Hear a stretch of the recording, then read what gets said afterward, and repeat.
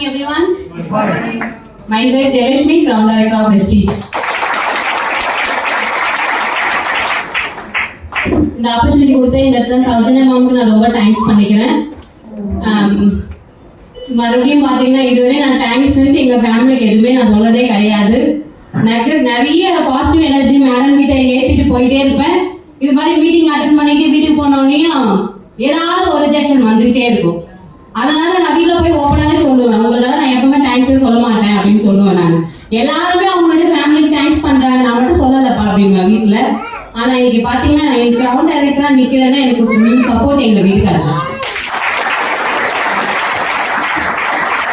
ஏன்னா இந்த பிஸ்னஸில் சப்போர்ட் இல்லாமல் தான் நான் இந்த பிஸ்னஸ் எடுத்தேன். 4 years நான் ப்ராடக்ட் யூஸர், 5 years கூட ஆயிடுச்சு. இந்த பிஸ்னஸ் ஆப்பர்ச்சுனிட்டி மேடம் கொடுக்கும்போது எங்கன்னு பார்த்தீங்கன்னா ஒரு ரெஸ்பெக்ட் இருக்கணும் அப்படின்ட்டு எப்பவுமே விரும்புவேன்.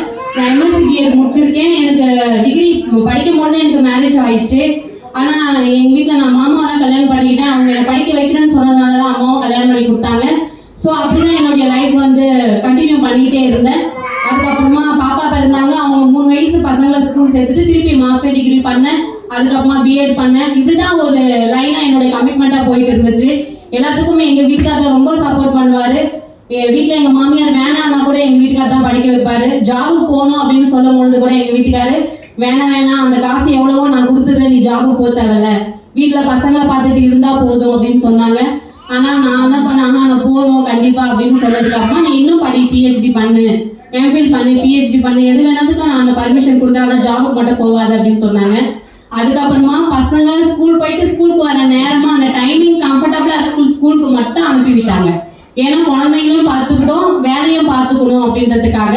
ஸோ அப்போ அவங்களுக்கும் 3:40 விடுவாங்க, எனக்கு 3:30 விடுவாங்க. அது மாதிரி ஸ்கூலாக போய் சேர்த்தாங்க. சேலரி கம்மியாக இருந்தாலும் சரி பரவாயில்ல, ஏதோ நீ ஆசைப்படுற அப்படின்றதுக்காக தான் அனுப்பி விடுறேன் அப்படின்னு சொல்லிட்டு அனுப்பி விட்டாங்க. இப்படிதான் என்னோட லைஃப் போச்சு. அப்படின்னாலும் கவர்மெண்ட் ஜாப் வந்து எப்பவுமே நம்மள அந்த இன்ஸ்ட்ரக்ஷன் கொடுக்க மாட்டாங்க இல்லையா. ஸோ அதனால கவர்மெண்ட் எக்ஸாம் எழுதிட்டே இருப்பேன். ஏன்னா டெட் எக்ஸாம் பார்த்தீங்கன்னா B.Edல எங்கள் பாப்பா 5 years வச்சுட்டு தான் நான் படித்தேன். 100 பேர் ஒரு காலேஜில், அதில் காலேஜ் ஃபர்ஸ்ட் நான். ஆனால் நான் ரொம்ப பயத்தோட தான் படித்தேன். பாஸ் பண்ணால் போதும், பாப்பா வச்சுக்கிட்டு இருக்கோம், ஃபெயில் ஆகிட்டு என்னால் அந்த அசிங்கமாக இருக்கக்கூடாது அப்படின்னு, ஏன் குழந்தை வச்சுட்டு இது மாதிரி படித்தா அப்படின்னு சொல்லக்கூடாதுன்னு நினச்சேன். ஆனால் அந்த பயமே என்ன, காலேஜ் ஃபர்ஸ்ட் வந்தது, நிறைய யூத்து, அதில் மேரேஜ் ஆகி பாப்பா வச்சுக்கிட்டு நான் படித்தேன். அப்பயும் சரி டெட் எக்ஸாம் கண்டினியூவாக எழுதிட்டு இருந்தேன். அப்பவும் ஜாப் இல்லை. சரி வேற எதுனா ட்ரை பண்ணலாம் அப்படின்னு சொல்லிட்டு 10th படிச்சா கூட எழுதலாம் அப்படின்ற சொல்ற ஜாபு கூட போய் எக்ஸாம் எழுதினேன். எழுதிட்டேன் கவர்மெண்ட் எக்ஸாம், கவர்மெண்ட் ஜாப். ஏன்னா நிறுத்த மாட்டாங்க இல்லையா வேலையை விட்டு, அப்படின்ற மாதிரி தான் என்னுடைய ட்ரீம் இருந்துச்சு. மறுபடியும் பார்த்தீங்கன்னா மேடம் வந்து பார்த்தீங்கன்னா இந்த லாக்டவுன் பீரியட்ல என்னை கூப்பிட்டாங்க. எல்லாருக்கும் டீச்சர்ஸ் வந்து ஆஃப் சேலரி இல்லையா, அதனால சொன்னா பண்ணுவாங்க அப்படின்னு நினைச்சு அவங்க சொன்னாங்க. ஆனா எங்க வீட்டுல நான் சம்பாதிக்கிறதுன்ற நீடுன்றது தேவையில்லாத விஷயம். அப்படி இருக்கும் பொழுது அக்கா சொன்னாங்க அப்படின்றதுக்காக கொஞ்சம் கொஞ்சமா அவங்க எனக்கு ஃபுல் சப்போர்ட். அவங்க நான் வீட்டை விட்டு வெளியில வரமாட்டேன். பக்கத்து வீட்டுக்கு பக்கத்து தெருவு தான் அம்மா வீடு போனோம்னா கூட என் தம்பி வருவாங்க, இல்லை எங்க அப்பா வருவாங்க, இல்லைன்னா எங்க வீட்டுல இவங்க 3 பேர் கூட மட்டும்தான் நான் டிராவல் பண்ணதே கண்டேன். வேற எந்த லைஃப் ஸ்டைலும் நான் அனுபவிச்சது கிடையாது. காலேஜ்லயும் சரி ஸ்கூல்லயும் சரி யார் கூட வெளியே போனது இல்லை. அது மாதிரி ஒரு லைஃப் ஸ்டைல் இருக்கும்போது இவங்க வரமாட்டாங்க அப்படின்னு ஃபுல் சப்போர்ட் எனக்கு சௌஜன்யா அக்கா தான். அப்படி இருக்கும்போது தான் ப்ரௌன்ஸ் குவாலிஃபை பண்ணி 4000 என்னோட இன்கம் வந்தது. எங்கள் வீட்டுக்காரு நீ ஃபோன் பேசுறது, இந்த ஜூம் அட்டன் பண்ணுறது நல்லா இல்லை, அதனால 4000 அக்கா கிட்டே கொடுத்துட்டு இந்த ஜாப்ல வரமாட்டேன்னு சொல்லிடுன்னு சொன்னாரு. அப்போ அக்கா சொன்ன விஷயம், அந்த 4000 நீ வச்சுக்கோ, 1 லட்சம் சம்பாதிக்கும் போது என்கிட்ட கொடுத்துட்டு நீ வராத அப்படின்னு சொன்னாங்க. நான் சொன்னேன்னு சொல்லேன். நான் இன்னும் ஞாபகம் இருக்கு. அது மாதிரி பண்ணும்பொழுது தான் ஒவ்வொரு விஷயம் பண்ண ஆரம்பிச்சேன். நான் எங்கேயும் வெளியே வராதவங்க இல்லையா. அப்புறமா பசங்களை பார்த்து கட்டாயம் வரும்போது ஸ்கூல் ஜாப் ரிசைன் பண்ணு, இதில் பார்ட் டைமாக 8500 சொல்லி இதை கண்டினியூ பண்ணிக்கோ அப்படின்னு சொன்னார். பசங்க ஸ்கூல் போயிட்டு ஸ்கூல் வரதுக்குள்ள நீ கொஞ்சம் பண்ணு. டீம் வளர்ந்துச்சு. ஃபோன் பேச தடையாக இருக்கும். 7 மணி ஆச்சுன்னா என் ஃபோன் சைலண்ட்ல இருக்கும். அக்கா ஃபோன் பண்ணாங்கன்னா ரெஸ்ட் ரூம்ல போய் பேசுவேன் நான். எனக்கு அது மாதிரி ஒரு சுச்சுவேஷன்ல நான் இருந்தேன். அதுக்கப்புறமா டீம்ல வந்த பேர் இவங்கெல்லாம் நைட்டு 9 o'clock 10 o'clock ஃபோன் பண்ணும் பொழுது ஒரே வார்த்தை தான் சொன்னேன், அவங்க என்ன நம்பி வந்துட்டாங்க, அவங்க நான் மேலே தூக்கணும், அதனால நான் ஃபோன் அட்டன் பண்ணி தான் ஆகணும் அப்படின்னு சொன்னேன். சரினாரு.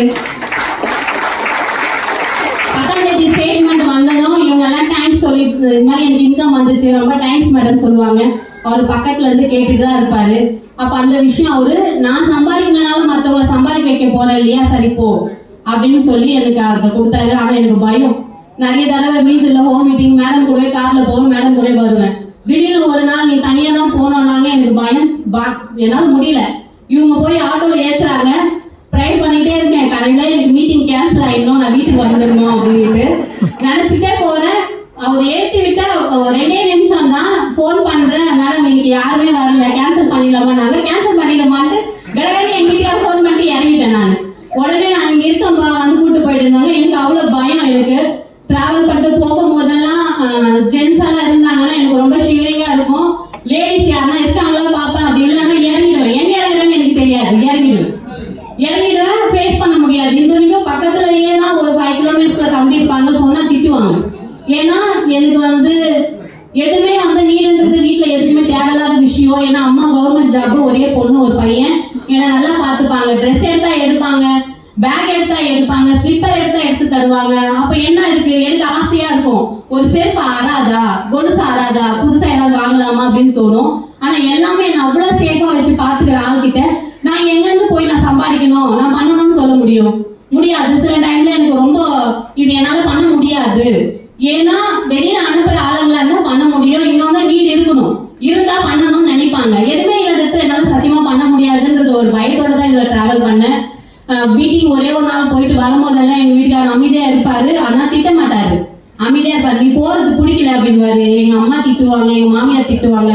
ஒரு நாள் கழிச்சு என்ன பண்ணிட்டாங்கன்னா, இந்த பொண்ணு வேலைக்கு போகணும்னு முடிவு பண்ணா ஸ்கூல் ஜாபுக்கு போ, காலையில போச்சுன்னா ஈவினிங் 4 மணிக்கெல்லாம் வீட்டுக்கு வந்து சேர்ந்துருது, இதெல்லாம் இது திடீர வேலைலாம் வேணாம் அப்படின்னு சொன்னாங்க. எனக்கு அது ரொம்ப வலியாக இருந்துச்சு.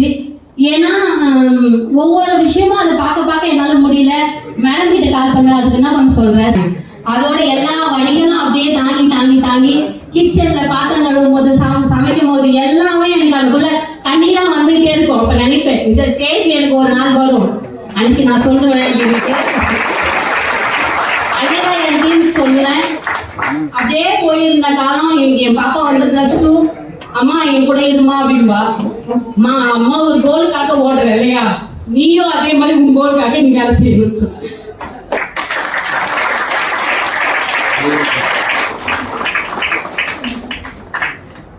பாப்பா கேட்பா, அம்மா மேக்ஸ் வரலாமா, நீ கூட இருமா அப்படின்பா. இல்லம்மா நான் ஒரு நாள் கூட இருக்க முடியாது அப்படின்வேன்.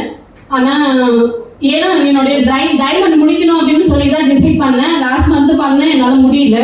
இந்த மாசம் வீட்டுல எங்க வீட்டுக்கார சப்போர்ட் பண்ண எங்க வீட்டுக்காரமா அப்படின்னா போதும், நான் டைமண்ட் முடிக்கணுமா, நான் டைமண்ட் முடிக்கணுமா, இப்படியே சொல்லிட்டே இருப்பேன்.